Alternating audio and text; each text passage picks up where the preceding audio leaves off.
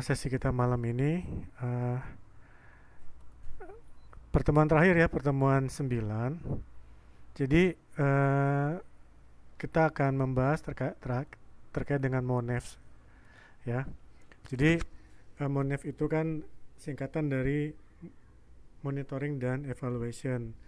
Nah, kalau seperti di awal pernah saya disebutkan juga bahwa kalau terkait dengan MONEF ya, terutama di pemahaman terkait dengan MONEF itu seringkali dipahami bahwa monitoring dan evaluasi atau MONEF itu seringkali kita lihat kok identik dengan keberhasilan dalam komunikasi. Tapi sejatinya ya sebenarnya belum tentu gitu loh.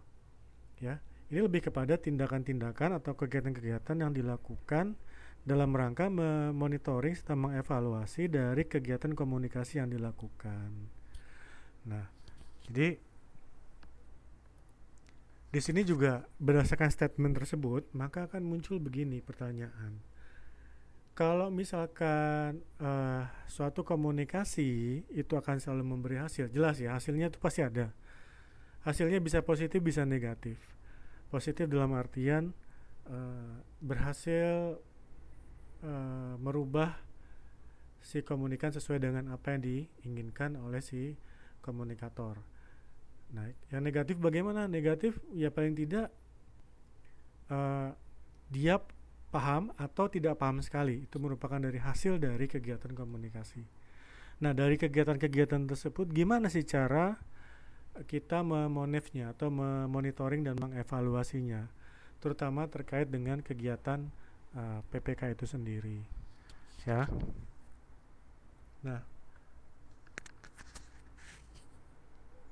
setelah itu juga muncul pertanyaan-pertanyaan lain seperti contohnya misalkan uh, seandainya kita melakukan kegiatan komunikasi lalu perilaku dari orang atau pihak yang kita ajak komunikasi tersebut nggak berubah, padahal kita sudah ngasih penjelasan, kita sudah memberikan sosialisasi.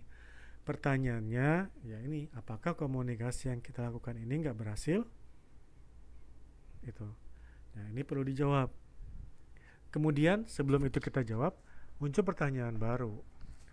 Nah, misalkan kalau kita melakukan suatu kegiatan komunikasi, misalkan kampanye. Nah, pada saat kegiatan tersebut dilakukan tiba-tiba atau ternyata setelah itu perilaku orang yang kita ajak komunikasi berubah. Pertanyaannya juga apakah komunikasinya ini dikatakan berhasil?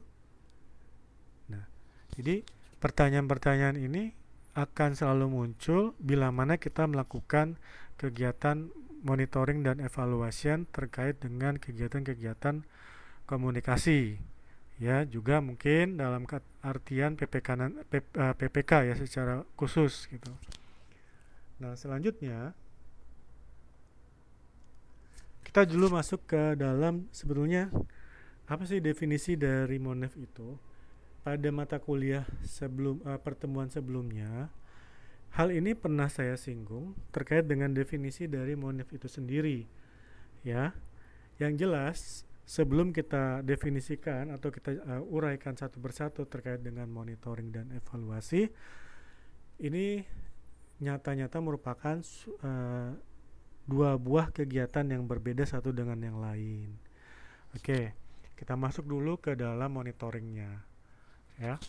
Nah, di sini disebutkan bahwa definisi dari monitoring adalah suatu kegiatan pemantauan atas proses pelaksanaan dari sebuah program, apapun itu programnya secara umum, ya, dimana kegiatan monitoring ini dia berjalan atau berlaku sepanjang proses tersebut dilaksanakan atau program tersebut dilaksanakan, bahkan setelah kegiatan itu selesai.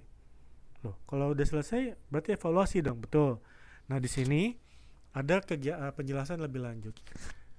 Nah, ketika proses pelaksanaan program berlangsung, maka monitoring dilakukan untuk memastikan bahwa Jadi setiap kegiatan itu kan ada tahapan-tahapannya, ya. Apalagi kegiatan-kegiatan tersebut sudah direncanakan pada sedari awal, ya, sudah direncanakan tahapan-tahapannya sedari awal. Maka dari setiap tahapan-tahapan tersebut tentunya harus ada proses monitoring. Ya, contohnya ya rekan-rekan ini misalkan kuliah dari awal seperti apa, tentu prestasinya akan dimonitoring mulai dari kehadirannya, partisipasinya, ketepatan waktu, keaktifannya, kemudian nanti eh, pada akhirnya dievaluasi hasilnya seperti apa gitu loh. Bentuk evaluasinya yaitu berupa nilai misalkan, ya. Nah itu. Kemudian,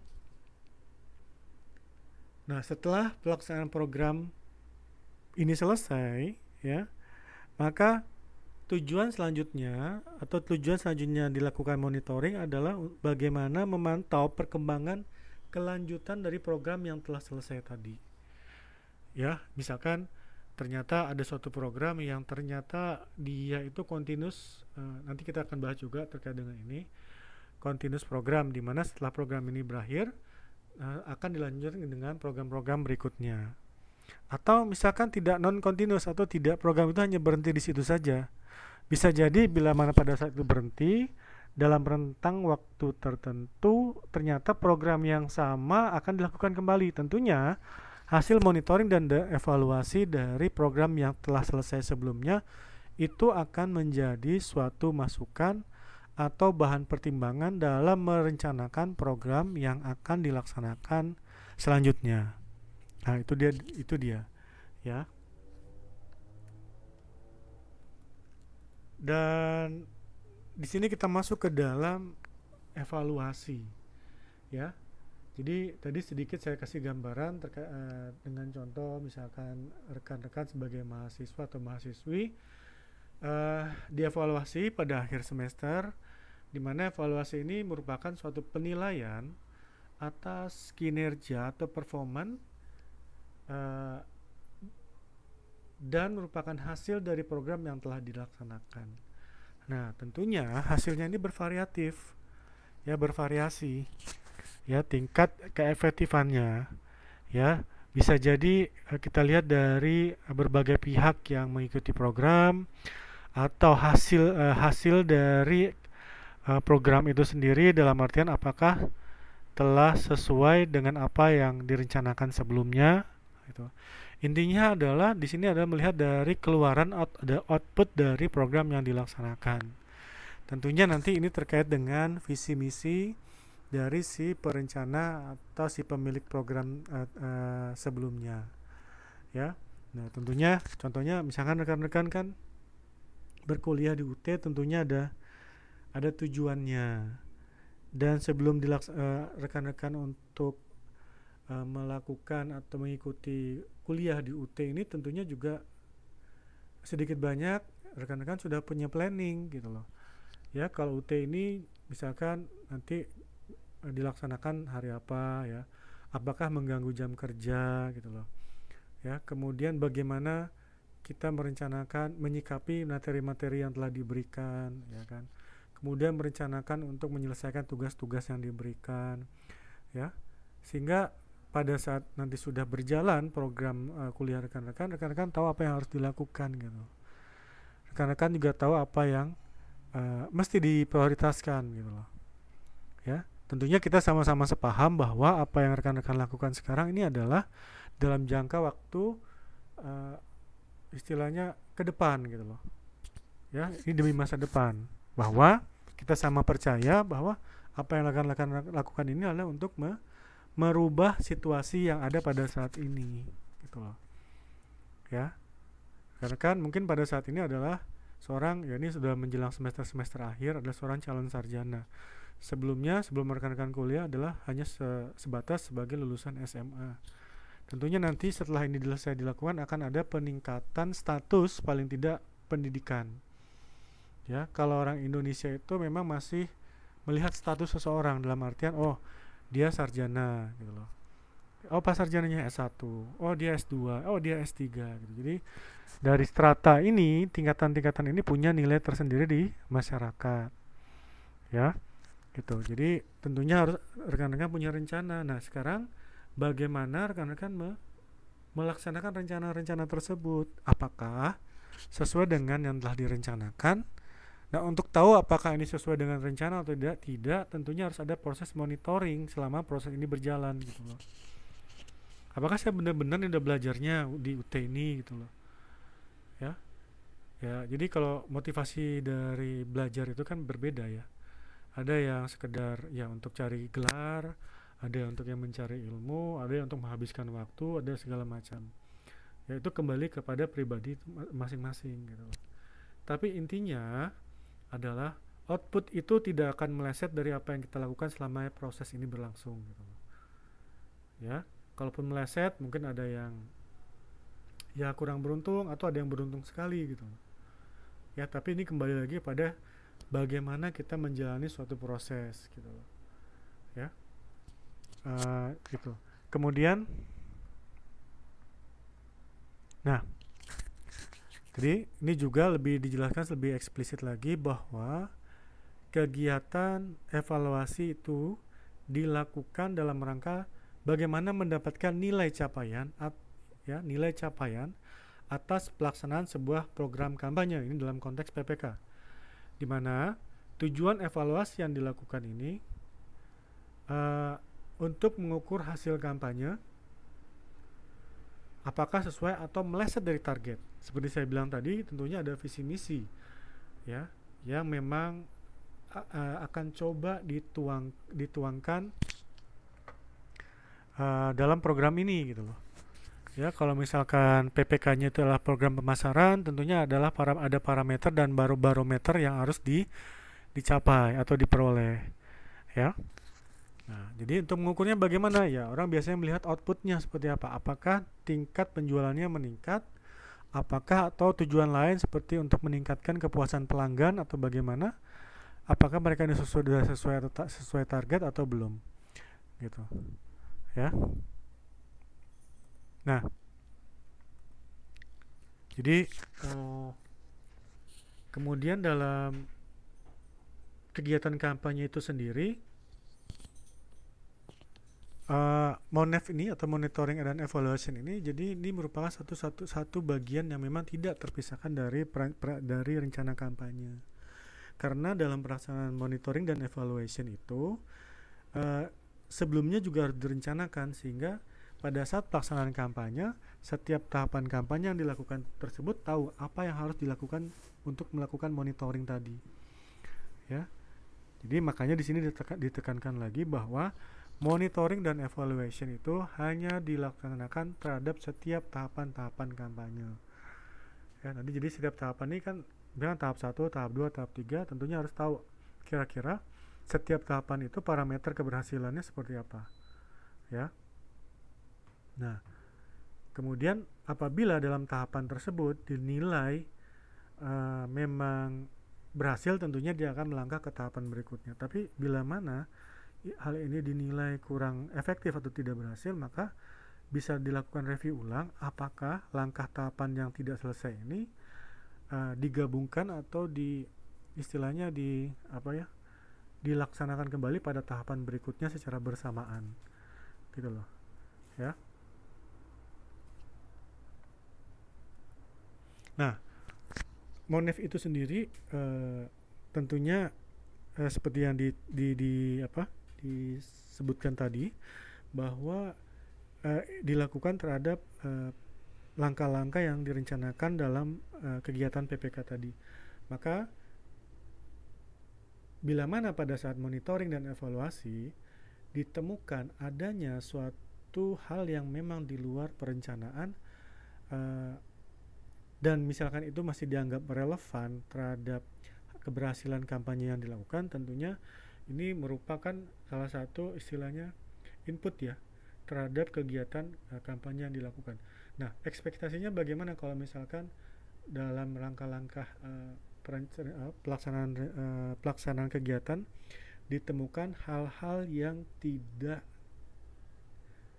pernah dipikirkan sebelumnya, pada saat dilakukan perencanaan. Nah, tentunya ini uh, bisa jadi pada saat waktu berjalan atau pada saat kegiatan berjalan dimasukkan ke dalam item baru untuk dilakukan, dimasukkan ke dalam kegiatan uh, pelaksanaan, ya, apabila ini dianggap relevan tadi.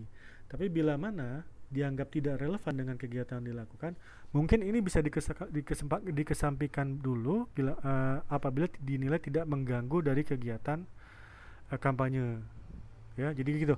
Pertama, kalau memang dianggap relevan, itu bisa digabungkan dengan perencanaan. Jadi perencanaan sambil jalan masih bisa dilakukan. Tapi kalau misalnya tidak relevan dan ini dianggap tidak mengganggu dari kegiatan kampanye, mungkin bisa dikesampingkan dulu.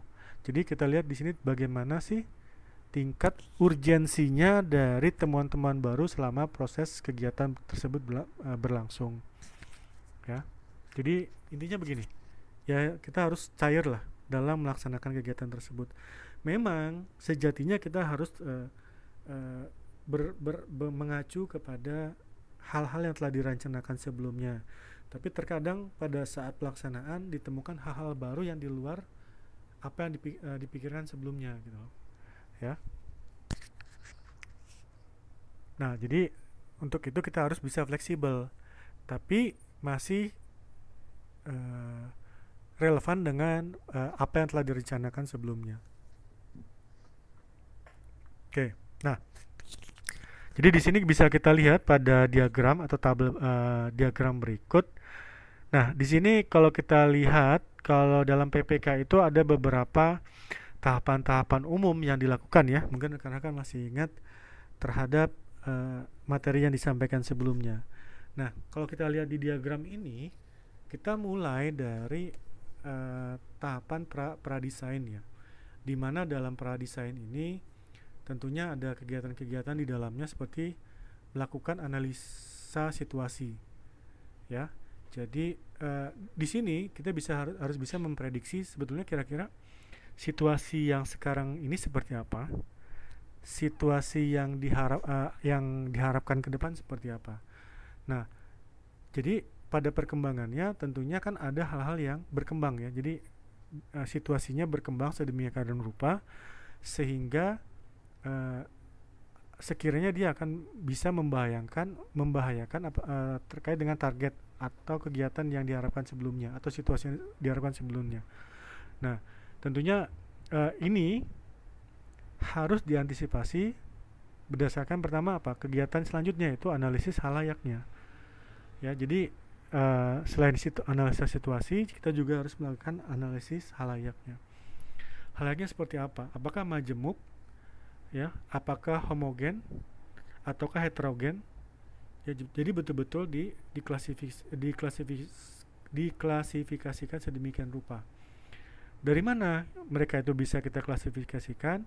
Dengan adanya kegiatan selanjutnya, yaitu pengumpulan data, ya. Data-data apa aja yang dikumpulkan? Seluruh data-data yang dibutuhkan dan dianggap kredibel, gitu loh, dan bisa diolah. Makanya pada sesi sebelumnya saya jelaskan bahwa sedikit banyak kegiatan PPK ini sangat terkait dengan kegiatan ilmiah, di mana pada saat pengumpulan datanya, lalu kemudian pemrosesan datanya sehingga hasilnya datanya keluar, kemudian dilakukan analisa atau kemudian pengambilan suatu kesimpulan, itu merupakan suatu tahapan dalam suatu kegiatan ilmiah. Jadi memang bisa dipertanggungjawabkan hasilnya sesuai dengan metode-metode atau kajian-kajian ilmiah, ya. Kenapa? Karena ini merupakan suatu kegiatan yang ujung-ujungnya akan dipertanggungjawabkan, gitu loh. Baik dari kegiatan itu sendiri, hasilnya, dan kemudian juga dana yang digunakan, gitu loh, ya. Nah, oke, setelah tahapan pradesain selesai, ya, langkah selanjutnya adalah melakukan upaya desain terhadap strategi, terutama di mana di dalamnya ada kegiatan-kegiatan penyusunan strategi kampanye, dan juga di dalamnya ada menyusun rencana operasional, ya. Jadi seperti kalau kita perhatikan, kalau pelatih-pelatih atau manajer tim sepak bola itu mereka sebelumnya melakukan diskusi dengan ya semacam tim ahlinya ya atau asisten pelatih atau bahkan dengan para pemainnya untuk mengkaji dan mensosialisasikan strategi-strategi yang akan dilakukan dalam suatu pertandingan sepak bola yang akan mereka hadapi ya. Nah di situ mereka diskusikan ya, siapa sebagai striker, siapa sebagai defense, bagaimana, apakah pola menyerang ataukah pola bertahan ya, formasinya apa, menggunakan ya 3-3-4 atau 4-3-3. Jadi memang hal itu dilakukan karena mereka yakin dengan strategi yang dilakukan bisa mencapai target yang telah ditetapkan. Kalau bola kan jelas kemenangan atau draw ya. Jadi kalau bola itu kadang-kadang kita targetnya target menang atau target draw saja sudah cukup gitu loh. Kenapa ke draw bukan menang ya? Mungkin draw itu nggak perlu lagi kita menang karena secara agregat kita sudah menang gitu, bisa jadi. Ya, jadi kita harus lihat tadi situasi, analisis situasi dan kondisinya seperti apa.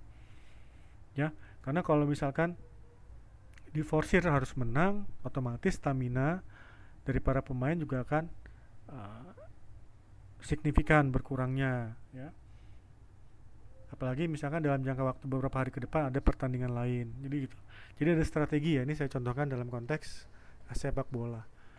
Nah, setelah melakukan desain, upaya desain tadi atau kegiatan desain tadi, selanjutnya adalah proses eksekusi. Apa yang dieksekusi? Ya tadi strateginya, kemudian rencana operasional tadi, disinilah dieksekusi. Nah, pada saat pelaksanaan eksekusi tentunya banyak hal yang tidak terduga, di luar dugaan terjadi. Ya. Nah, disinilah dituntut fleksibilitas dari setiap pihak yang terkait. Kalau tadi konteks sepak bola, pelatihnya, asisten pelatih, pemainnya, mereka harus bisa beradaptasi secara fleksibel untuk merubah pola permainan seperti apa. Ya, di PPK juga begitu. Ya, kalau melihat respon halayaknya tidak sesuai dengan apa yang direncanakan, mereka harus bisa ya bermain fleksibel gitu loh.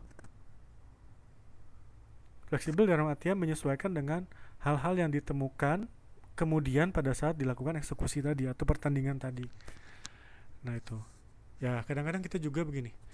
Itu satu contoh lain. Contoh lain adalah misalkan ya kita kuliah begitu ya. Semangat, kita ingin kuliah, tiba-tiba pada saat kuliah ternyata ada kendala yaitu jam kerjanya gitu loh ya. Yang tidak bisa fleksibel ya. Karena sudah fix jadwal shiftnya seperti apa ya, jadi harus dipilih mana kuliah dulu atau kerja dulu. Biasanya karena memang kita niatan di sini kerja ya kerja dulu, kuliah memang kebelakangan ya. Itu skala prioritas gitu loh ya, skala prioritas. Karena berdasarkan skala prioritas kita itulah kita bisa menyesuaikan dengan langkah-langkah yang harus kita lakukan seperti apa ya gitu. Nah kemudian setelah dilakukan eksekusi ya, tentunya langkah selanjutnya adalah melakukan monef tadi, monitoring dan evaluasi atau evaluasi dan monitoring apa terhadap keluaran yang diperoleh. Kalau sepak bola tadi yaitu berapa skornya ya, kemudian siapa pemain yang lemah, siapa pemain yang perlu diganti, apakah setelah dilakukan proses penggantian tepat atau tidak. Nah yang kayak gini yang dilakukan pada proses ini. Cuma ini pada saat permainan berlangsung atau pradesain, desain dan eksekusi, monitoring berlanjut gitu loh. Oh rupanya pada saat desain tadi strategi kita kurang efektif atau efektif sekali. Itu kita ketahui pada saat proses monitoring. Sedangkan evaluasi dari skornya, kenapa kok skornya draw, kita rencananya mau dapat draw atau seri kok ternyata kita kalah atau bahkan kita menang gitu loh. Kenapa? Itu yang dievaluasi gitu loh. Ya. Caranya, metodenya banyak ya. Ya tadi kalau di sepak bola mungkin kalau kita kalah ya seharusnya kita draw, tapi kalah mungkin strateginya kurang matang atau strateginya tidak secara disiplin diterapkan oleh para pemain misalkan ya, seperti itu ya. Bagaimana cara setelah dievaluasi apa yang harus dilakukan selanjutnya? yaitu hasil dari evaluasi. Tentunya ini menjadi suatu masukan. Kita lihat garis di sini ya. Ini oke, sebentar.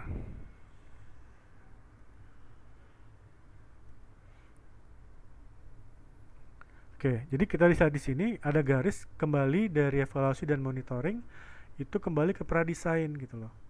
Artinya bahwa dari hasil evaluasi ini merupakan menjadi suatu masukan kepada tim PPK atau tim sepak bola tadi untuk mempersiapkan pada kegiatan pertandingan atau kegiatan PPK selanjutnya. Ya, jadi ini sebetulnya kalau kita lihat diagramnya dia bolak-balik terus.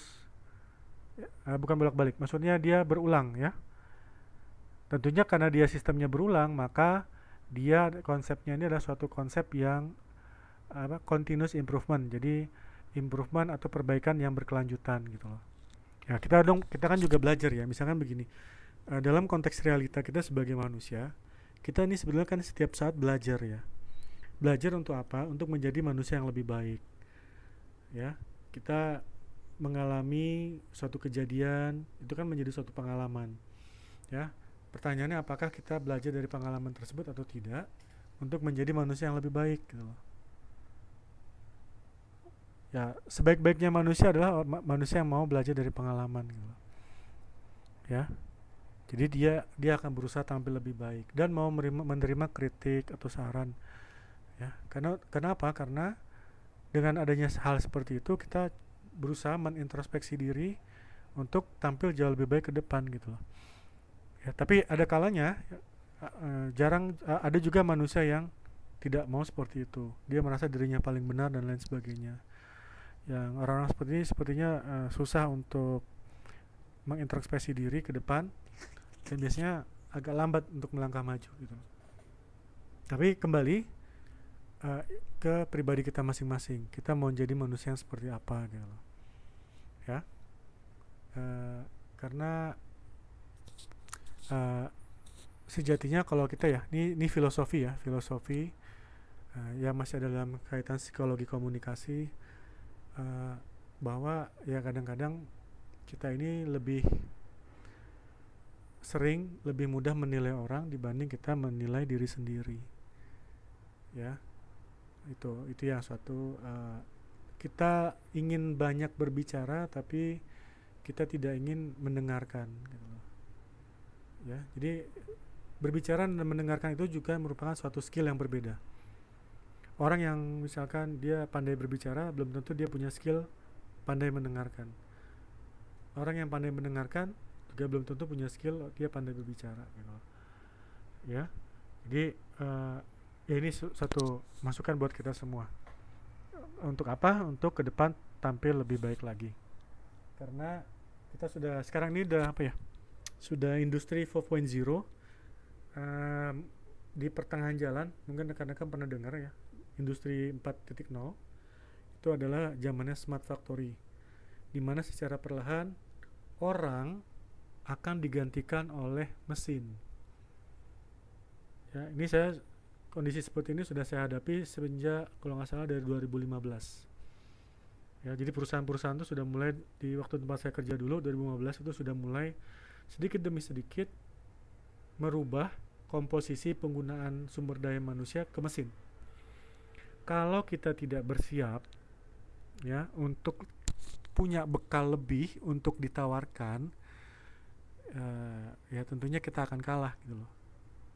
Ya, kita akan kalah karena kebutuhan akan tenaga kerja manusia makin lama makin sedikit. Kenapa? Karena digantikan oleh mesin.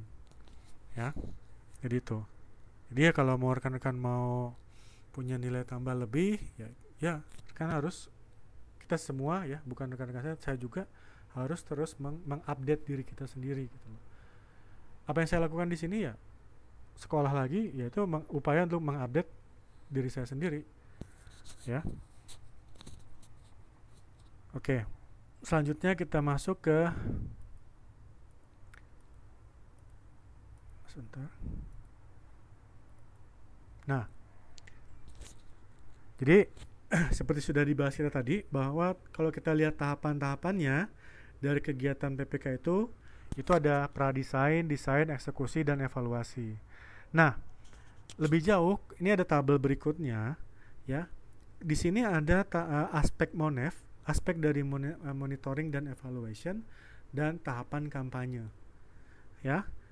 Nah, kalau kita lihat dari aspek monefnya sendiri, di sini ada 7 yang perlu diperhatikan, dan untuk tahapan kampanye di sini ada 4. Kalau kita lihat dari tahapan kampanye, itu ada tahapan pradesain, desain, eksekusi, dan monef seperti yang sudah dijelaskan tadi. Nah, bagaimana dengan aspek monef itu sendiri yang 7 tadi? Nah, kalau kita lihat di sini, dari aspek monef itu sendiri berupa pertanyaan-pertanyaan yang memang dalam melakukan monef itu sendiri itu harus dijawab di setiap desain atau di setiap tahapan kampanye tadi.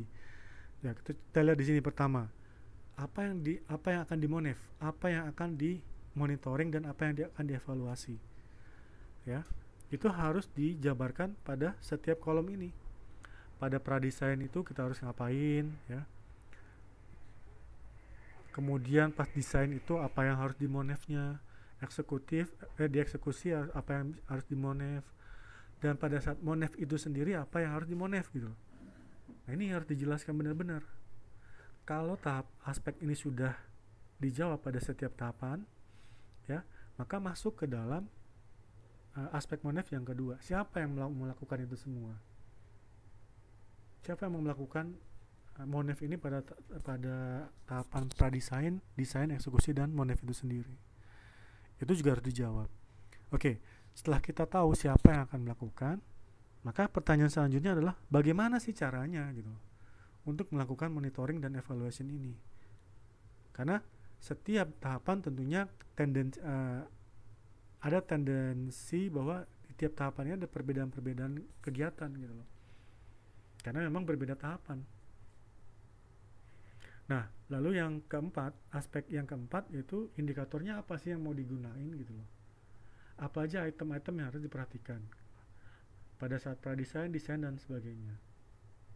Lalu yang kelima, kapan gitu. Kapan monef ini dilakukan? Jadi jelas ya kalau untuk monitoring itu dilakukan setiap tahapannya. Terus kalau evaluasi bagaimana? Secara umum evaluasi memang dilakukan pada akhir tahapan. Tapi tentunya seperti saya jelaskan tadi, bisa pada saat setiap tahapan juga dilakukan evaluasi gitu. Ya, evaluasi. Jadi intinya kita sudah tahu lebih awal kira-kira pada tiap tahapan kampanye itu apa sih kelebihan dan kekurangannya gitu. Ya. Oke, kemudian masuk ke aspek yang keenam. Di mana gitu monef ini dilaksanakan. Ya, dari setiap tahapan tadi. Ya. Tentunya mungkin pada saat pradesain dan desain itu berbeda dengan pada tahapan eksekusi misalkan. Karena untuk pradesain dan desain bisa dilakukan di katakanlah secara admin ya di kantor misalkan. Tapi kalau secara eksekusi mungkin dia harus terjun ke lapangan karena ini berhadapan dengan khalayak gitu. Ya, kemudian setelah monef itu sendiri bisa dilakukan di kantor atau mungkin di lapangan. Itu contohnya. Lalu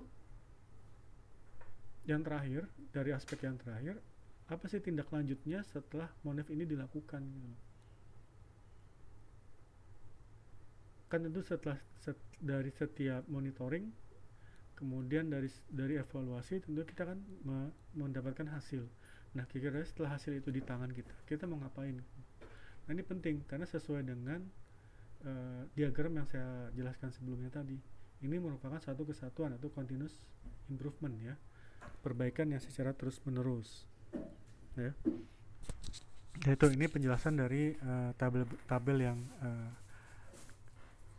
tabel dari kegiatan kapan kampanye dan berdasarkan aspek monef yang dilakukan. Kemudian, nah untuk tahapan evaluasi, kegiatan evaluasi tentunya ada di awal kita sudah tahu, kita sudah merencanakan kira-kira efek apa sih yang ingin dihasilkan dalam kampanye yang dilakukan gitu. Ya, jadi di awal kita sudah memprediksi atau memperkirakan kira-kira efeknya nanti apa gitu. Ya kalau kita berbicara tentang pemasaran, tentunya kita harus tahu, oh terjadi peningkatan sales sekian persen, ya, atau berapa eksemplar kalau koran, atau berapa juta kalau uang misalkan. Kita di awal kita sudah prediksikan dan kita sudah rencanakan gitu. Kita sudah rencanakan. Nah, hal ini akan berbeda kalau kita sudah berada di akhir. Kita sudah tahu efeknya berapa. Jadi kita tinggal komparasikan antara rencana efek yang sebelumnya kita buat dengan aktualisasi efek yang telah kita peroleh gitu. Nah ini ya seperti apa. Nah ini masuk ke dalam tahapan evaluasi. Nah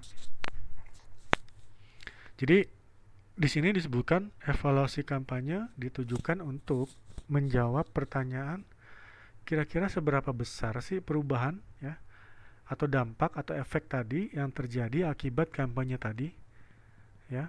Nah, karena ini kita mengkomparasi antara efek dengan hasil, maka jawabannya sejauh mana kita men-setting atau merencanakan efek itu sendiri. Ya kalau kita misalkan rencana awal, katakanlah kita ingin menjual 100, ternyata kita jual 120, ternyata ada selisihnya di sana adalah 20. Ya, kalau selisihnya 20 tinggal kita bagi aja dengan 100 rencana awal ya. Itu keluar hasilnya berapa persen gitu loh. Nah itu. Nah, itulah peningkatannya. Ya, itu secara kuantitatif, itulah peningkatannya dari kegiatan kampanye yang kita lakukan gitu loh. Nah, kalau kita melihat pada sudut pandang tujuan kampanye yang awalnya ingin merubah perilaku khalayak sasaran, maka kita akan mengukur seberapa banyak khalayak sasaran yang telah berubah sesuai dengan keinginan yang tadi ya di awal sudah kita rencanakan atau keinginan perencana di awal. Ya. Untuk menilai ini bisa dilakukan secara kuantitatif dan kualitatif. Nah, tapi untuk menentukan ini juga hasilnya harus ditelaah lebih jauh dengan menggunakan tadi metode ilmiah tadi. Kenapa? Karena supaya hasilnya dapat dipertanggungjawabkan. Ya. Nah, tapi kalau misalkan si perencana di awal tadi dia cuma ingin memperkenalkan suatu produk atau ide kepada halayak, itu baru tidak perlu untuk mengukur keberhasilan, karena di sini kan tujuannya hanya untuk memperkenalkan saja ya produk tadi ya. Produk itu bisa produknya berupa orang atau individu ya, bisa produknya barang atau produk jasa, karena memang tujuannya hanya memperkenalkan gitu loh. Jadi ini hendaknya nggak perlu diukur seberapa tingkat keberhasilan dari kampanye itu tadi. Dilihat dari perubahan perilaku. Ya kalau misalnya ingin memperkenalkan kan cuma kita sosialisasi, orang sekedar tahu atau orang tahu gitu, itu saja. Ya. Jadi tidak perlu diukur sejauh mana sih perubahan perilakunya. Ya.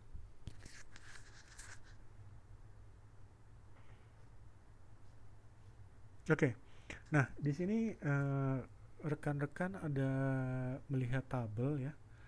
Tabel ini adalah tabel jenis efek yang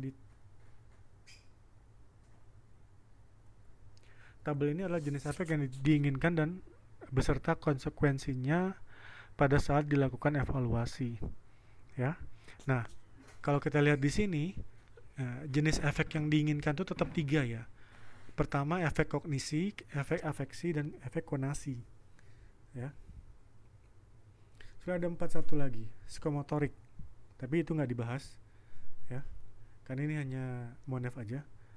Ya. Kalau kita lihat di sini, kita lihat dari sudut pandang konsekuensinya pada kegiatan evaluasi. Ya.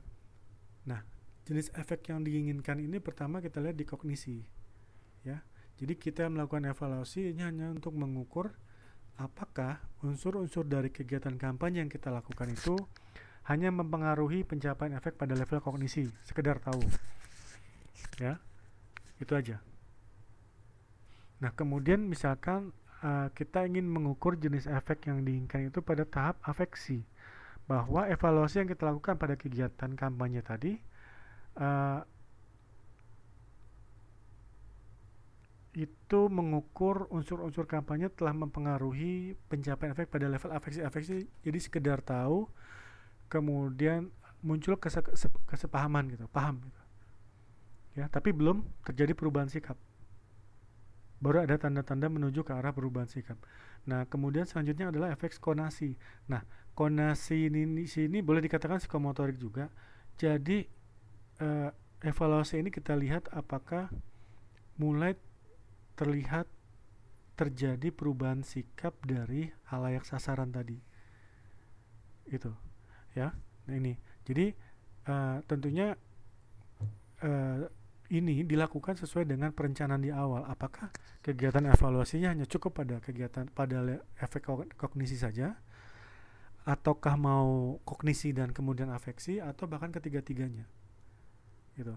Tapi intinya bahwa untuk mengetahui jadi jenis efek ini ada maksud yang ingin dicapai, gitu loh.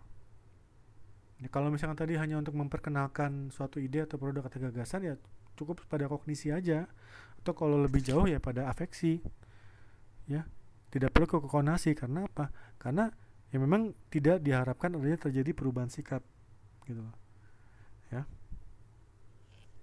Oke. Selanjutnya, nah, jadi yang perlu digarisbawahi juga bahwa dalam melakukan evaluasi tadi harus tetap memperhatikan segmen halayak sasarannya seperti apa. Karena kalau kita sudah berbicara segmen halayak, tentunya segmennya bisa saja, kan tadi ya segmentasinya kan ada homogen, ada heterogen, ada yang sama, ada yang tidak sama, gitu. Karena pada prinsipnya halayak itu kan heterogen, ya berbeda-beda. Tapi kan bisa disegmented kan, bisa di istilahnya bisa di homogenkan. Ya, contohnya misalkan berdasarkan usia, misalkan usia antara 10 sampai 20 tahun menjadi satu segmen, 21 ke 30 tahun menjadi segmen yang lain, gitu. Itu namanya segmentasi, ya. Pada mata kuliah sekarang mungkin belum dibahas ya terkait dengan segmentasi, ya, karena minggu kemarin kita baru berbicara pada mengenai framing, ya. Tapi intinya definisi belum, ya. Nanti rekan-rekan mungkin bisa, ini menarik ya kalau segmentasi ini, rekan-rekan ini dalam kegiatan nanti bisnis atau ke masyarakat, rekan-rekan akan bertemu dengan kegiatan melakukan segmentasi halayak, ya. Kalau di bisnis segmentasi pasar, disegmentedkan, misalkan pasar yang ada banyak istilah, ya, banyak pembagian segmentasi pasar, seperti misalkan pasar yang belum dewasa, ya, pasar yang sudah dewasa, atau segmentasi yang lebih spesifik, atau segmentasi anak-anak, segmentasi yang remaja, dewasa, dan lain sebagainya. Ini semua disesuaikan dengan produk, ya, bisa tadi produk orang, ya, produk jasa atau barang tadi, kira-kira ingin dijual ke atau dipasarkan kepada siapa, gitu, ya. Oke. Nah, di sini, ya, tadi yang perlu dijawab di awal-awal materi tadi, bahwa hendaknya evaluator itu adalah orang yang melakukan evaluasi itu tidak menyamakan keberhasilan, ya, sebuah kampanye pada setiap jenis halayak, karena boleh jadi muncul efek kampanye yang bukan disebabkan oleh unsur-unsur kampanye, ya, tapi karena adanya perbedaan kepribadian serta tingkat sosial dan nilai budaya dari masing-masing jenis halayak. Jadi begini maksudnya. Jadi dalam satu segmentasi pun, dalam misalkan usia 10 sampai 20 tahun, ternyata mereka juga masih punya perbedaan.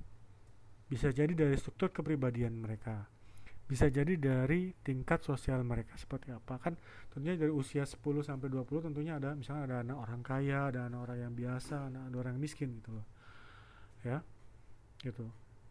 Jadi tapi memang untuk mempermudah, ya, dilakukan segmentasi nantinya akan lebih bisa jadi spesifik berdasarkan kriteria masing-masing, gitu. Ya. Siapa yang melakukan kriteria tadi? Orang yang melakukan segmentasi tadi. Ya. Jadi ini yang perlu digarisbawahi bahwa evaluator itu tidak hendaknya tidak menyamakan keberhasilan sebuah kampanye pada setiap jenis halayak karena tadi ya adanya perbedaan unsur-unsur kampanye, ya, juga adanya perbedaan struktur kepribadian, sosial serta nilai budaya dari masing-masing halayak meskipun sudah disegmentasikan, ya. Oke. Nah,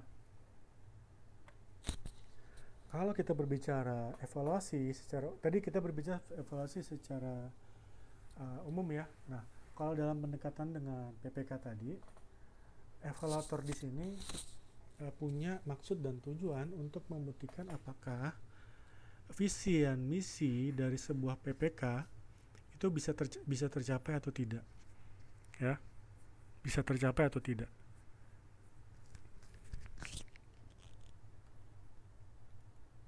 Nah, di sini evaluasi secara lebih lanjut adalah bagaimana mengetahui efek tadi ya, efek dari kegiatan PPK, ya, bisa dilihat berdasarkan apa tahapan-tahapannya atau dari bentuk kampanye yang dilakukan. Kalau bentuk kampanye kan ada dialogis, ada sporadis, ada kampanye dari mulut ke mulut, ya. Tapi intinya adalah bagaimana kita memperkenalkan produk tadi kepada halayak, ya. Atau kampanye melalui media sosial, gitu ya. Nah, kalau berbicara evaluasi tentang tujuan akhir, ya, tadi kan ada tujuan awal dan tujuan akhir ya, rencana awal dan implementasi pada akhir kegiatan. Nah, di situ tadi disebutkan sesuai dengan diagram itu efeknya ya. Tadi efek kognitif, afektif, dan psikomotorik. Nah, loh, kok beda? Oke, di sini ya. Nah, di sini kita lihat. Kita lihat di sini ada suatu tabel terkait dengan substansi kampanye dan tujuan kegiatan evaluasinya. Ya. Nah, di sini kita mulai dengan kolom pertama. Ada kolom terkait dengan bidang kampanye. Cuman di sini hanya beberapa contoh saja ya. Bidang kampanye itu banyak. Ya, di sini ada contohnya ada 7. Yang pertama itu bidang kampanye produk konsumtif, ya. Biasanya ini produk-produk yang diiklankan di seperti ya banyak lah ya, makanan, minuman segala macam. Ya, mobil, motor ya, otomotif ya. Kemudian yang bidang kampanye kedua politik, ya. Kalau kita berbicara politik itu ada pemilu, pilpres, pilkada. Kemudian yang ketiga agama atau dakwah. Yang keempat kesejahteraan sosial. Yang kelima kesehatan. Yang enam public relation kelembagaan. Ya. Yang ketujuh lingkungan hidup. Nah, kalau dari 7 ini kita lihat di sini kita masuk ke dalam kolom kedua, yaitu substansi kampanyenya itu apa, ya. Nah, kalau misalkan produk konsumtif, substansi kampanyenya itu adalah bagaimana cara kita menggugah sebanyak mungkin khalayak atau pasar ya, atau market untuk membeli produk yang kita tawarkan, ya. Lalu kalau substansi kampanye politik tentunya bagaimana kita membangun opini publik terkait dengan citra positif ya. Biasanya semuanya selalu positif, ya. Kalaupun negatif, ya bagaimana menjatuhkan lawan politik, citra negatif jadi, ya. Citra positif kandidat dalam rangka memperoleh sebanyak mungkin suara dalam pemilihan, karena tujuan dari pemilu, pilpres, pilkada itu memperoleh sebanyak mungkin suara, ya. Lalu yang ketiga agama atau dakwah, ya. Kalau ini terkait dengan bagaimana kita menyerukan untuk melaksanakan ajaran agamanya masing-masing. Lalu kesejahteraan sosial ini terkait dengan membangun kesadaran sosial, solidaritas sosial, ya, antara penyandang masalah sosial dan sumber kesejahteraan sosial. Siapa itu masalah sosial? Biasanya masyarakat. Sumber kesejahteraan sosial biasanya pemerintah, ya. Kesehatan tentunya ini mengajak masyarakat untuk berperilaku cara hidup yang sehat, ya. Kemarin saya ada lihat juga sosialisasi pemerintah terkait dengan bagaimana menyikapi virus corona dan PPSB misalkan. Ini kesehatan ya. Ini kampanye juga oleh pemerintah. Lalu terkait dengan public relation kelembagaan, ini bagaimana membangun citra positif institusi, ya, baik ke dalam institusi atau organisasi atau ke luar organisasi. Nah, di sini ada yang ketujuh, mengenai lingkungan hidup. Nah, ini adalah bagaimana kita menggugah masyarakat atau halayak untuk berpartisipasi dalam melestarikan lingkungan hidup. Nah, ini yang kolom ketiga, ini tujuan evaluasi, ya. Nah, kalau di sini kita lihat bahasanya itu antara mengetahui dan mengukur, ya. Kalau konsumtif, mengetahui tingkat pengetahuan, minat dan pembelian, ya. Politik itu adalah mengukur pendapat umum atau opini publik terhadap suatu kandidat. Ini bisa dilakukan, ya. Kemudian yang agama untuk mengetahui sejauh mana sih pemahaman masyarakat atau halayak terhadap ajaran agama misalkan yang menjadi sasaran dari dakwah itu atau sosialisasi agama ini.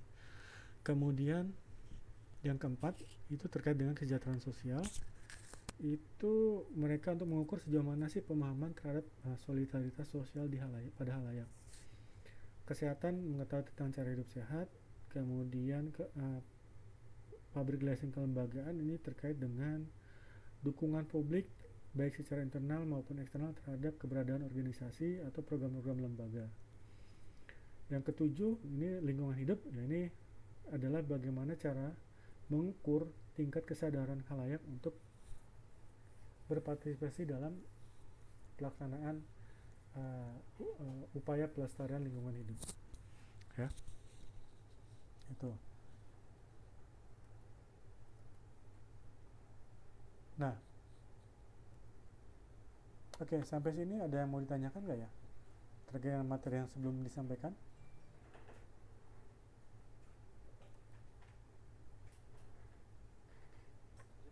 Oke, baik, lanjut.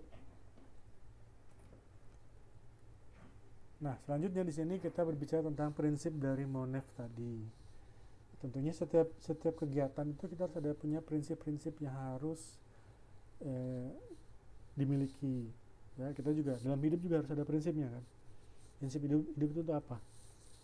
Ya, hanya untuk dunia atau dunia akhirat atau hanya untuk akhirat. Jadi setiap individu beda prinsipnya. Ya kalau untuk dunia ya semaksimal mungkin pola pikirnya hanya untuk dunia, bagaimana hidup enak, hidup tenang, segala macam.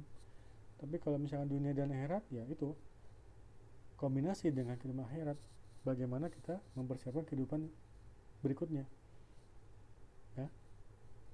Itu prinsip kembali kepada individu masing-masing. Nah, dalam kegiatan Monef ini juga punya prinsip yang memang kalau prinsip-prinsip ini sebagai landasan dalam melaksanakan kegiatan Monef tadi, ya. Contohnya seperti apa sih yang prinsip yang dimaksud tadi? Yang pertama, partisipatif, ya. Karena ini merupakan rangkaian tahapan-tahapan kegiatan, tentunya banyak pihak-pihak yang terlibat di dalamnya. Nah, di sini pihak-pihak ini yang terlibat dari semenjak pradesain, desain, kemudian eksekusi, ya. Jadi ini dilibatkan dalam kegiatan monitoring dan evaluasi tadi, ya. Baik dalam kegiatan Monef itu sendiri maupun pada saat kegiatan pelaporan. Jadi nanti ada unsur keterbukaannya. Ini ada korelasinya dengan ini, ya. Yang prinsip yang kedua adalah kesetaraan para pihak, ya. Jadi pihak-pihak yang terlibat dalam Monef itu punya hak dan kedudukan yang setara, tapi yang perlu digarisbawahi adalah ini harus berdasarkan peran dan keahlian dari masing-masing pihak tersebut. Misalnya ada pihak yang dia hanya pada saat kegiatan Monef ini dia paham mengenai teknisnya seperti apa, ada yang paham terkait dengan hanya administrasinya saja, ya. Ada hanya paham kepada istilahnya mungkin eksekusinya saja misalkan, atau proses produksinya saja. Jadi tapi meskipun mereka punya peran dan keahlian masing-masing, mereka dalam konteks Monef tadi punya kedudukan yang setara. Terkadang kalau misalnya tidak setara bagaimana? Ya tentunya misalnya ada satunya, ternyata pada saat Monef ada satu bos. Jadi yang dominan ya bos itu tadi. Sehingga hasilnya apa? Hasilnya kegiatan Monef itu menjadi tidak efektif karena sedikit banyak akan dipengaruhi oleh intervensi dari orang yang merasa tidak, atau bos tadi atau tidak setara tadi. Makanya dalam kegiatan Monef ini harus ada prinsip kesetaraan dari pihak-pihak yang terlibat. Meskipun dia bos, tapi pada saat melakukan Monef mereka itu setara gitu. Tujuannya supaya hasil yang diperoleh pada saat kegiatan Monef menjadi objektif gitu. Tidak lagi subjektif berdasarkan satu orang atau karena dia ngebos gitu, atau dia memang punya kedudukan sebagai bos, sebagai pimpinan. Kemudian nah, karena ini memang pada awalnya dari terkait dengan prosedur-prosedur ya, tahapan-tahapan ini kan ada prosedur-prosedur yang harus dilakukan, maka terkait dengan prosedur-prosedur dilakukan ini harus punya standar. Jadi kalau misalnya kita menghadapi prosedur-prosedur yang harus kita lakukan tapi tidak ada standarnya, berarti menurut saya itu bukan merupakan suatu prosedur lagi. Karena orang bisa berbuat sesukanya karena memang prosedurnya itu tidak ada standar yang harus dipatuhi atau dipatuhi oleh si orang yang menggunakan prosedur tadi. Ya. Nah, supaya ini dipatuhi bagaimana caranya? Tentunya harus disepakati. Ya, sepakati harus bagaimana kalau ini prosedur ini digunakan. Oleh siapa? Oleh pihak-pihak yang terkait tadi atau pihak-pihak yang terlibat gitu. Ya. Prosedurnya kamu jalankan ini, ya. Kalau kamu bisa jalankan dengan baik dan konsisten, bagus. Kalau tidak apa? Apakah perlu dilakukan sosialisasi kembali atau perlu dijatuhkan sanksi? Nah, itu semua kembali lagi kepada kesepakatan dari siapa? Pihak-pihak yang terlibat tadi. Gitu. Ya.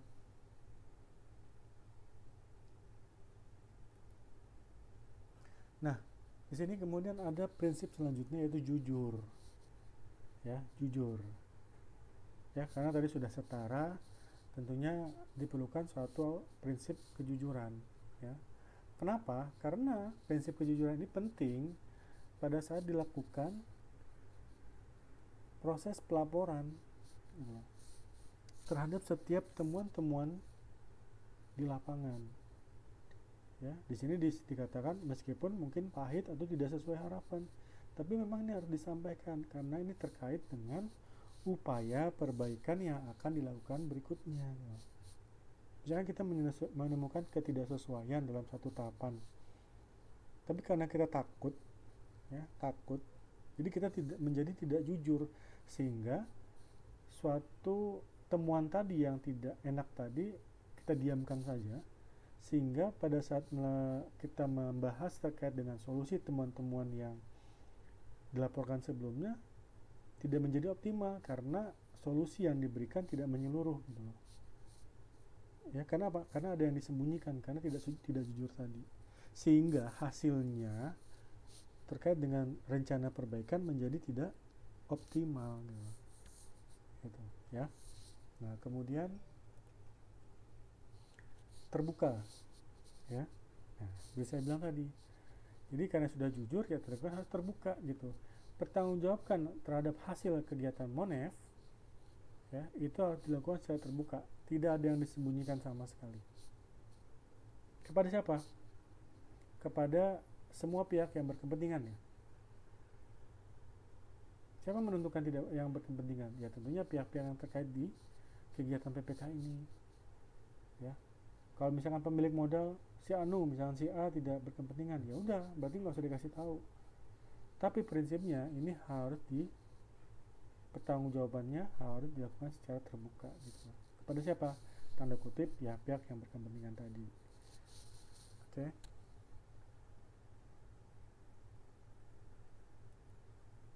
Nah, di sini saya ada garis bawahi bahwa prinsip dasar Monef, ya, yang seperti ini, dengan memperhatikan prinsip-prinsip seperti ini, dapat diakui tingkat legitimate-nya, keabsahannya, ya, oleh pihak-pihak yang terkait. Karena apa? Karena tadi ini, karena semua prinsipnya sudah dilakukan, ya, partisipasi, kesetaraan, prosedural, jujur, terbuka, ya. Jadi karena ini semua prinsip ini sudah dilakukan, maka akhirnya diakui tingkat keabsahannya oleh siapa? Oleh baik pemilik program, perencana, pelaksana, dan pihak-pihak berkepentingan lainnya. Nah, itu dia, ya. Jadi semua terima apapun hasilnya, ya. Jadi tidak memperpanjang proses pembahasan jadinya. Kalau misalkan salah satu prinsip ini dilanggar, tentunya nanti pada saat proses pelaporan terdapat salah satu pihak yang merasa tidak puas karena dia menilai ada salah satu prinsip yang tidak dilakukan, gitu. Ya, itu. Jadi rekan-rekan melalui pembahasan ini juga bisa tahu, wah, sepenting ini Monef, gitu. Ya, jadi harus ada prinsip-prinsip yang memang dijaga.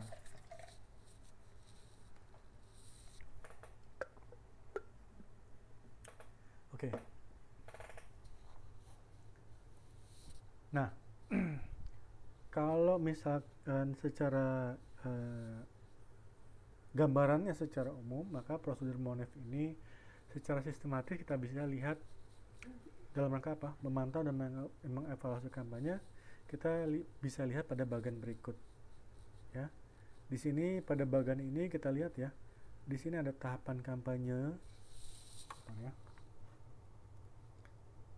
Ada tahapan kampanyenya, ya. Apa aja yang dilakukan di sini? Pradesain, desain, eksekusi, Monef. Lalu tadi, ya, yang sudah kita bahas, unsur Monefnya seperti apa, ya.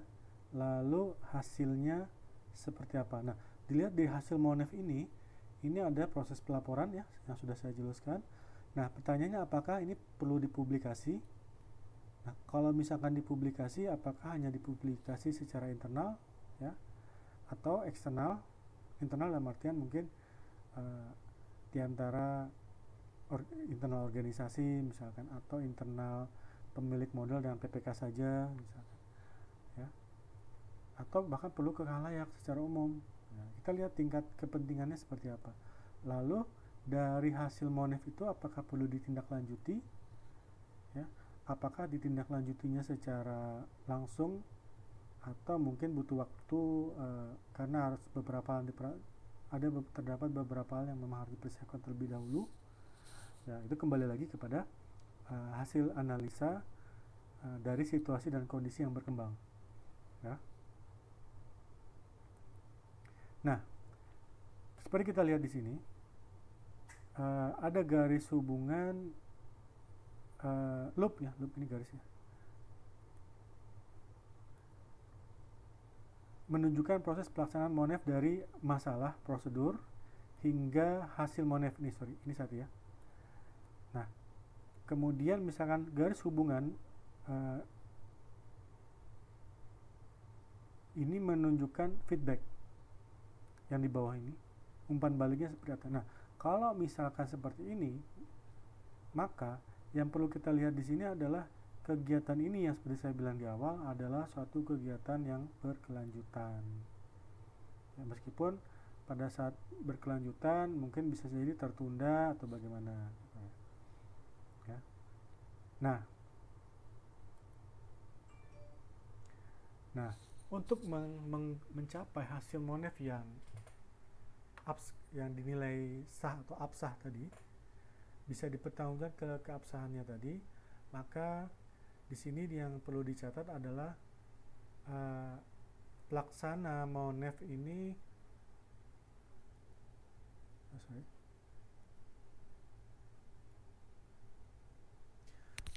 harus menguasai metodologi yang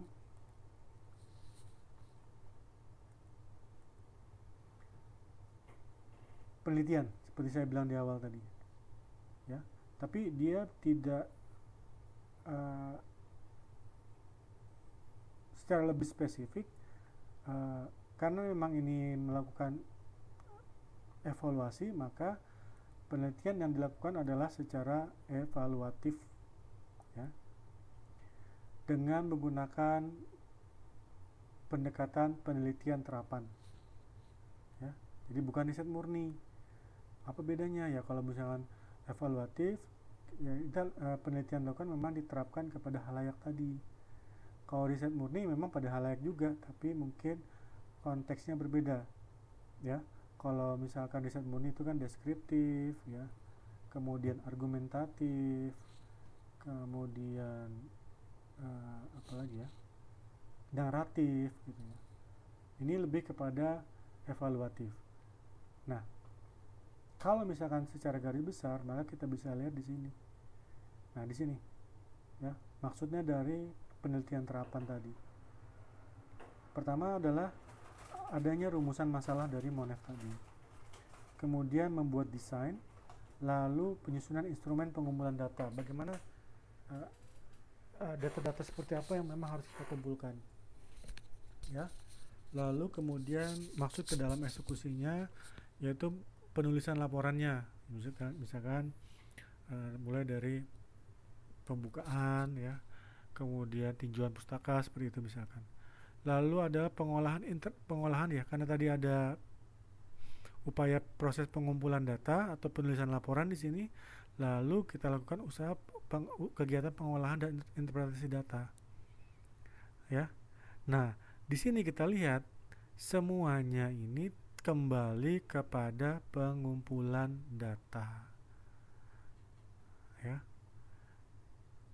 Nah, jadi kita lihat ya, penulisan laporan dulu, kemudian perusahaan masalah, lalu ada pengolahan dan interpretasi data, lalu setelah perumusan masalah ada pembuatan desain Monef, lalu setelah pembuatan desain ada penyusunan instrumen pengumpulan data dan pengolahan dan interpretasi data, ya.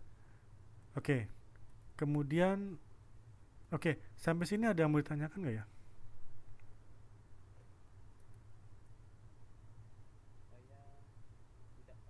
Oke. Karena memang ini ya, kalau untuk mata kuliah PPK ini, menurut saya teori yang disampaikan ini hanya sebagai landasan ya. Kalau rekan-rekan ingin lebih paham, tentunya setidaknya harus melaksanakan kegiatan PPK itu sendiri. Ya, terjun langsung gitu loh. Cebur sekalian. Nah, tapi karena dengan adanya bekal dari materi ini, setidaknya rekan-rekan mahasiswa sudah punya bekal knowledge, bekal pengetahuan, ya, bekal pengetahuan sebelum melakukan kegiatan PPK. Karena nanti kalau misalkan rekan-rekan terjun ke dunia profesional, contohnya misalkan rekan-rekan jadi marketing officer misalkan, ya, rekan-rekan akan menyusun satu program marketing, ya. Langkah-langkah yang kita pelajarin sekarang ini sedikit banyak akan rekan-rekan terapkan, gitu loh, ya, dari mulai tahap perencanaan hingga Monef tadi. Ya, kenapa? Karena rekan-rekan punya target yang harus dicapai dan uang yang harus dipertanggungjawabkan. Itu dia, ya. Oke. Kalau memang tidak ada, kita lanjut. Sebenarnya ini materinya materi awal, materi kuliah. Cuma saya mau ulang kembali karena gini ya. Semenjak saya mengajar tahun 2010, saya sering mendapati bahwa mahasiswa itu semakin tinggi apa yang dipelajari, tapi semakin lupa basicnya gitu loh, ya. Karena ini udah semester akhir nih. Kemarin di awal kuliah saya nanya-nanya kan, apa sih definisi komunikasi efektif, ya. Ada yang ingat, ada yang lupa gitu loh, ya itu, ya. Nah, di sini saya akan kembali karena ini merupakan pertemuan terakhir kita. Saya akan coba kembali mengingatkan kepada rekan-rekan terkait materi-materi awal terkait dengan perencanaan komunikasi, ya. Nah, di sini saya coba ilustrasikan begini. menggunakan sebuah kiasan yang menarik, di mana kiasan ini tahun 90 dikemukakan oleh Diana Conyers. Apa yang dia bilang? Yang terpenting di dunia ini bukanlah di mana kita berada, tetapi kemana kita akan pergi. Ya, ini saya ulangi lagi. Yang terpenting di dunia ini bukanlah di mana kita berada, tetapi kemana kita akan pergi. Ya. Jadi kalau kita maknai filosofi dari perkataan ini seperti apa gitu. Oke, di sini saya kasih gambaran. Nah, saya melihat bahwa apa yang dinyatakan tersebut benar. Ya, intinya, contohnya begini. Sekarang kita ada lagi pada tahapan belajar. Ya, setelah belajar ini kemana Anda akan pergi? Oke, menyelesaikan mata kuliah. Ya, masuk kemudian naik ke semester berikutnya. Setelah itu kemana lagi akan pergi? Mungkin ada yang sebagai lulus sarjana. Oke, setelah itu kemana lagi akan pergi? Itu. Kalau sekarang kita sudah jelas, kita sekarang lagi belajar. Tapi selanjutnya kita mau kemana? Terkadang orang nggak berpikir sampai ke sana. Gitu. Jadi ada baiknya kita berpikir selangkah dua langkah di depan dibandingkan dengan orang lain gitu loh. Ya contohnya, ya Amerika aja udah pernah ke bulan. Indonesia udah pernah ke bulan belum? Belum ya. Ya. Indonesia masih sibuk gontok-gontokan di antara masyarakatnya sendiri.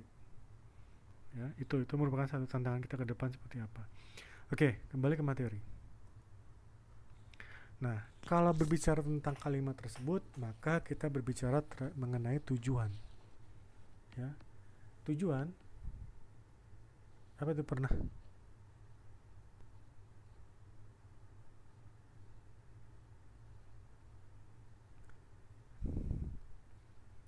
Tujuan ya adalah sesuatu yang ingin direalisasikan oleh seseorang. Tujuan merupakan objek atas suatu tindakan. Ya. Jadi tentunya rekan-rekan belajar di sini punya tujuan dong. Seperti saya bilang di awal tadi ya, tujuannya mau apa? Mau cuma dapat gelar S1, mau paham atau mau belajar? Oh iya betul. Berarti saya salah ya. Neil Armstrong sama Edwin Aldrin pergi dengan selamat. Betul. Ya. Betul.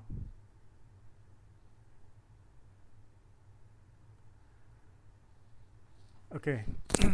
Kita lanjut. Nah, tapi tujuan yang kita miliki itu ya harus punya arah yang jelasnya seperti apa. Kita ini mau kemana sih sebetulnya gitu loh.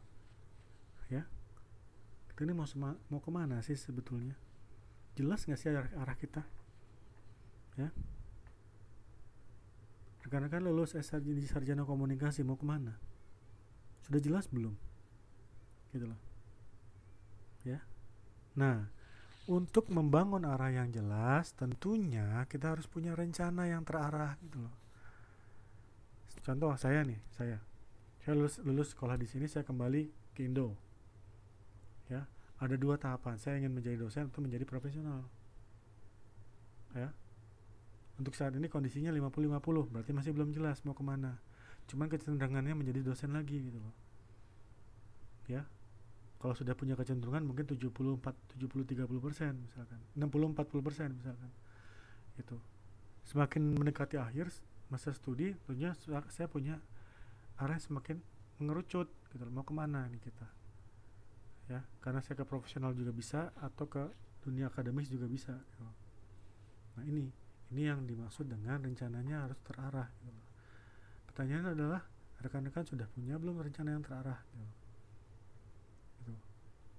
Ya, kalau sudah punya itu, maka tujuan sudah memiliki arah yang jelas. Ya. Nah, kalau misalkan orang nggak punya rencana yang terarah, maka tentunya tujuan ini bisa melenceng. Jelas. Gimana kita nggak punya tujuan, kita mau pergi ke sana tapi setelah sampai ke sana kita bingung mau ngapain. Nah, makanya betul, terkadang tujuan awal beda dengan hasil akhir. Prosesnya yang menentukan juga. Apakah kita serius apa, menjalankan prosesnya? Apakah selama proses ini berjalan tuj, uh, tujuannya sudah punya arah yang benar-benar jelas? Tentunya kita kan berusaha, ya Tuhan yang menentukan. Ini orang-orang yang punya agama seperti ini bola pikirnya, ya. Tapi kita harus berupaya merencanakan untuk mencapai suatu tujuan. Tapi rencananya harus punya arah yang jelas gitu loh. Proses yang kita jalani, pada saat menjalankan proses banyak hal-hal yang kita temukan, ya. Ya, manusia kan berubah, ya.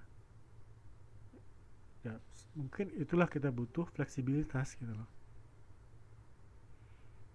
Ya, kalaupun memang nanti tujuannya, ya katakanlah nggak jadi kepelaminan, yang paling tidak jadi teman baik lah gitu loh. Kan bukan jodoh berarti kan, mau ngapain. Nah, tapi intinya kalau kita punya tujuan, kita harus punya rencana yang terarah dan jelas, ya. Oke. Nah, kalau berbicara dalam konteks komunikasi, maka kita tahu ya tujuan komunikasi seperti apa, ya. Saya nggak perlu ulang lagi, ya. Nah, kita dalam berkomunikasi karena sifatnya irreversible, tidak bisa ditarik lagi sebetulnya, ya. Apa yang kita komunikasi itu nggak bisa kita tarik kembali, meskipun pada akhirnya kita meminta maaf atau mengkoreksi, tapi kan sudah berbekas di hati orang yang diajak komunikasi. Maka harus direncanakan dengan baik komunikasinya. Kenapa? Kalau tidak, ya disebutkan jelas ya, maka tujuan komunikasi gak akan sesuai dengan harapan pelakunya, ya. Itu. Nah, di sini ada jenis perencanaan komunikasi, ya. Saya mengambil pendekatan dalam organisasi karena pada prinsipnya manusia ini adalah makhluk yang berorganisasi, ya. Paling tidak dari bagaimana dia mengorganisir dirinya sendiri. Setelah itu baru keluarga, ya. Setelah itu baru mungkin lingkungan sekitar, ya. Kemudian masyarakat, ya. Nah, pertama ada dua ya, yang namanya perencanaan komunikasi. Yang pertama perencanaan strategis, ya, atau strategic plan, ya. Nah, di sini muncul pertanyaan, kenapa sih perencanaan komunikasi strategis itu diperlukan? Ya, tujuannya kan supaya apa yang kita sampaikan itu sampai kepada si komunikasi secara efektif dan efisien, ya. Nah, jadi mengapa perencanaan komunikasi strategis ini diperlukan? Karena terkadang orang itu tidak berpikir strategis dalam melakukan komunikasi. Ya, mungkin karakter kali ya. Kadang-kadang ada orang asal nyoblok gitu, asal ngablak gitu, ngomong segala macam tanpa memperhatikan efeknya, ya. Nah, jadi pertanyaan ini ya paling sering mengemuka kalau kita membicarakan terkait dengan komunikasi, ya. Nah, masuk definisinya. Kalau di sini menurut Patterson dan Radke tahun 2009, dia bilang bahwa yang namanya perencanaan komunikasi strategis adalah implementasi dari strategi yang membantu organisasi mencapai tujuan strategisnya, atau bisa dalam konteks lain membantu individu dalam mencapai tujuan strategisnya seperti apa, gitu loh. Jadi sebenarnya hidup ini penuh dengan apa ya, strategi seharusnya, ya. Karena untuk mencapai tujuan tadi arahnya harus jelas, tentunya kita juga harus menggunakan strategi, karena manusia itu kan penuh dengan keterbatasan.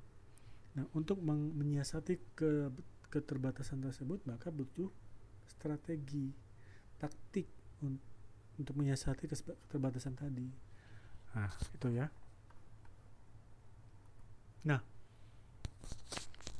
ini ada definisi lain ya. Kalau di sini lebih kepada proses perencanaan jangka panjang, ya. strategis yang formal dan untuk mencapai tujuan organisasi, ya. Jadi ya memang kalau dalam berorganisasi itu kita harus bisa melihat sudut pandang jangka pendek, menengah, dan jangka panjang, ya, apalagi dalam konteks usaha bisnis, ya. Kita harus benar-benar jeli merencanakan strategi yang akan kita gunakan, ya. Nah, kemudian di sini komunikasi menjadi strategis manakala dia komunikasinya itu terintegrasi. Jadi jelas, ya, integrated itu dia jelas apa yang mau disampaikan, kemudian terjalin antara komunikator dengan komunikan, di mana keterjalinan tersebut dia berlangsung secara terus menerus, ya. Oke. Nah, di sini ada juga pendapat dari Frank Karel. Dia bilang bahwa komunikasi strategis adalah proses yang dibimbing oleh bagaimana memperoleh jawaban yang gigih atas pertanyaan yang simpel. Oh, ternyata dia menjawab melalui beberapa pertanyaan simpel begini. Kira-kira pencapaian apa sih yang diinginkan gitu loh. Ya. Kira-kira tuh kita pengen ngapain gitu. Mau mencapai apa gitu. Lalu siapa yang udah berpikir dengan cara yang berbeda atau out of the box. Out of the box artinya berpikir di luar kotak, berpikir di luar konteks dalam rangka meraih keinginan tersebut, ya. Nah, kemudian tentunya ada dorongan. Apakah yang mendorong mereka untuk melakukan hal tersebut, ya. Kalau misalkan kita antara hidup dan mati, biasanya kalau kita berusaha memilih antara hidup dan mati, tentunya kita akan mengeluarkan segala potensi yang tidak pernah kita bayangkan sebelumnya ada di dalam diri kita, karena ini sudah berbicara nyawa gitu, ya, gitu. Jadi dorongan, namanya dorongan untuk hidup, makanya dia berjuang mati-matian supaya tidak mati, ya.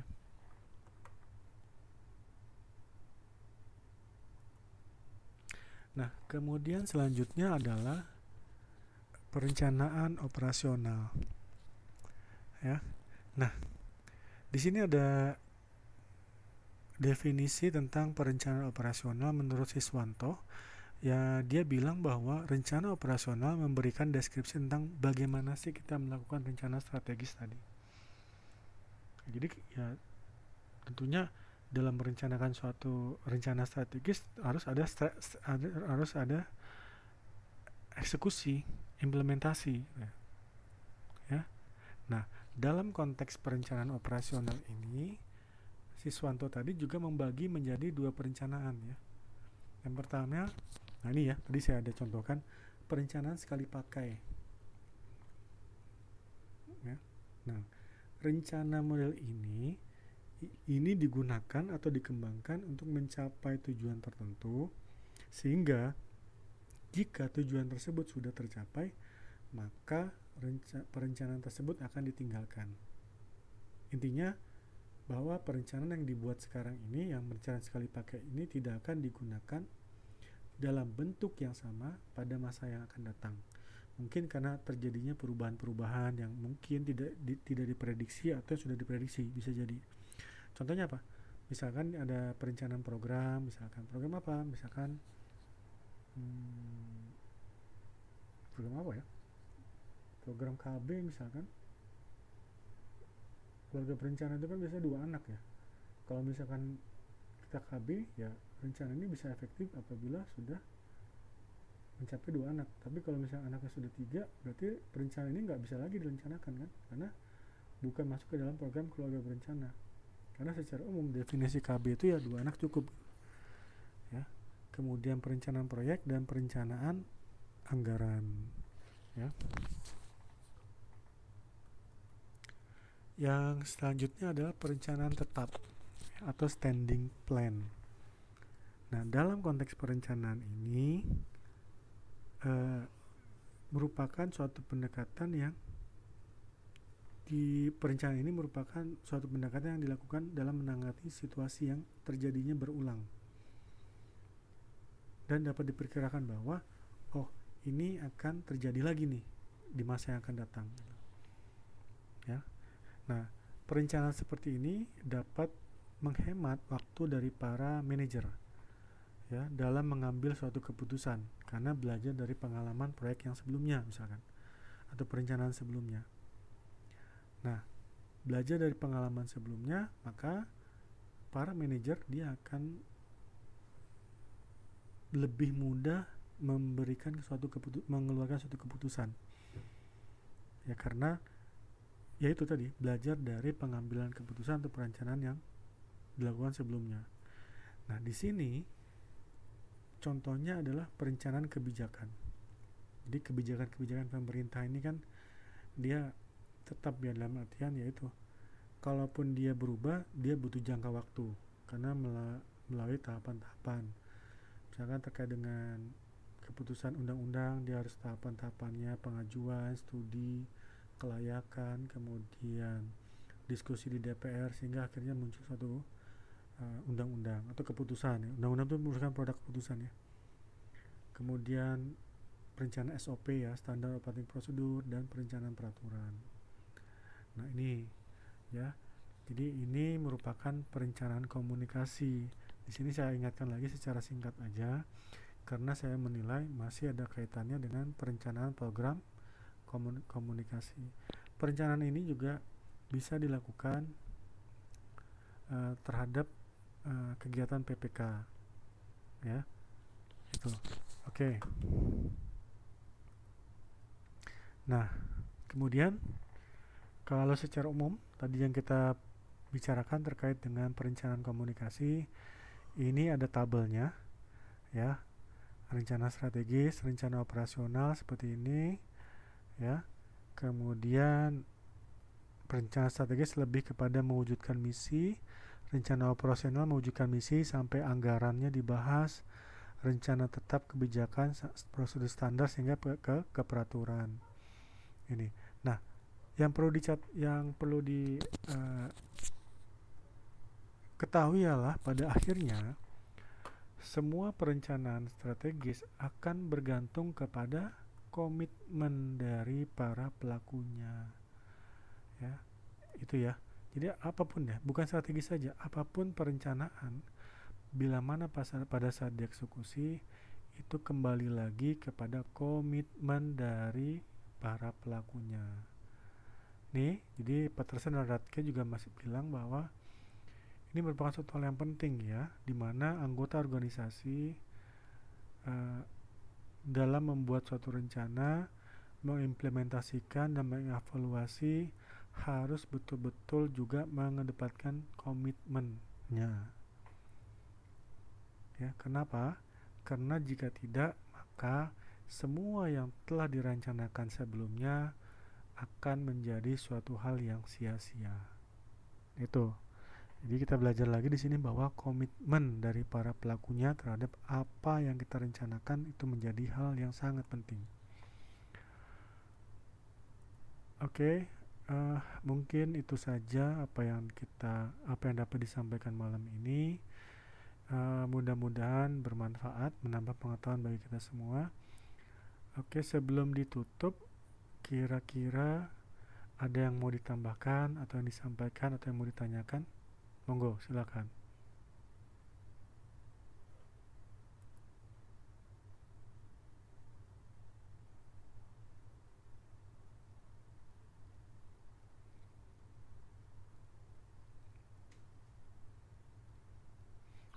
Oke,